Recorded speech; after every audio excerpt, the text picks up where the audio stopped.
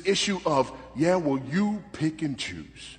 My religion says that being gay, bi, trans, lesbian is a sin. Your religion also says that having sex during your period is a sin. How come you ignore that? Your religion also says that eating bacon is a sin. How come you ignore that? You run all over the Leviticus and these other places, and you talk about an abomination, but then, you'll eat shellfish and, and you'll cut the edges of your beards and... Your religion also says eating lobster is a sin. Cutting the sides of your hair is a sin. Wearing clothes made out of mixed fabrics is a sin. Getting a tattoo is a sin. A man trimming the edges of his beard is a sin. It says a woman is not to hold any position of authority and is to be quiet. That if a woman is not a virgin on her wedding night, she is to be stoned to death. And that planting 2 different kinds of seeds in the same field is a sin. But that's too hard for you, so you've decided that God didn't mean any of that. He only meant the being gay part. Listen. If you're going to spread hatred towards others by quoting the Bible at them, make sure that you first follow the entire thing, or shut the entire fuck up. Anybody heard this? Anybody heard this? And then for most Christians, they just start going, well, Abba. Let me help you. There are 3 types of laws in the Bible. There's moral law that is forever binding on all people in all places in all times. We have this summarized for us in the 10 Commandments. There are also civil laws. These civil laws were for the nation of Israel as a nation in the ancient Near East. These laws expired with the nation of Israel, but they are still of general equity because they're based on those moral laws.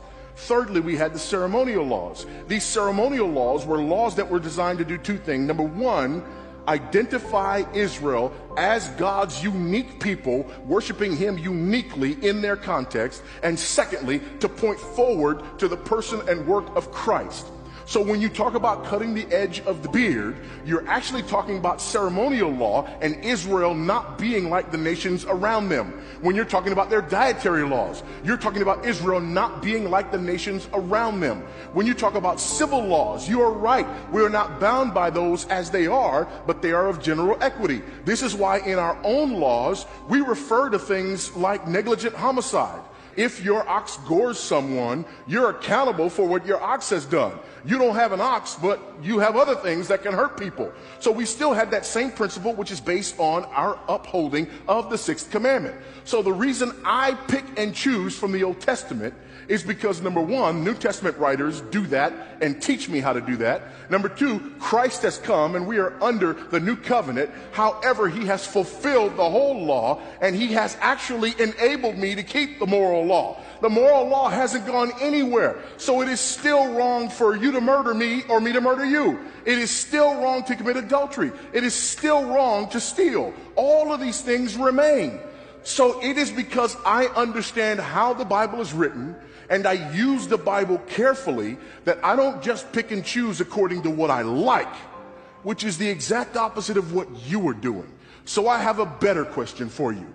You wanted to know why I pick and choose certain parts of the Bible. I can explain it to you in painstaking detail, and it gets to an authority that's higher than me. But what I want to know is this. Why is it that you get to pick and choose from the Bible? And you don't know why, and you don't know how, and whatever you choose is what you happen to want at the moment. And what's better for our society? People who decide what's right based upon what they want at the moment, or people who understand and recognize that there is a law higher than themselves and who submit and subject themselves to that law? You answer that for me, and then we can go back to our discussion on same-sex marriage.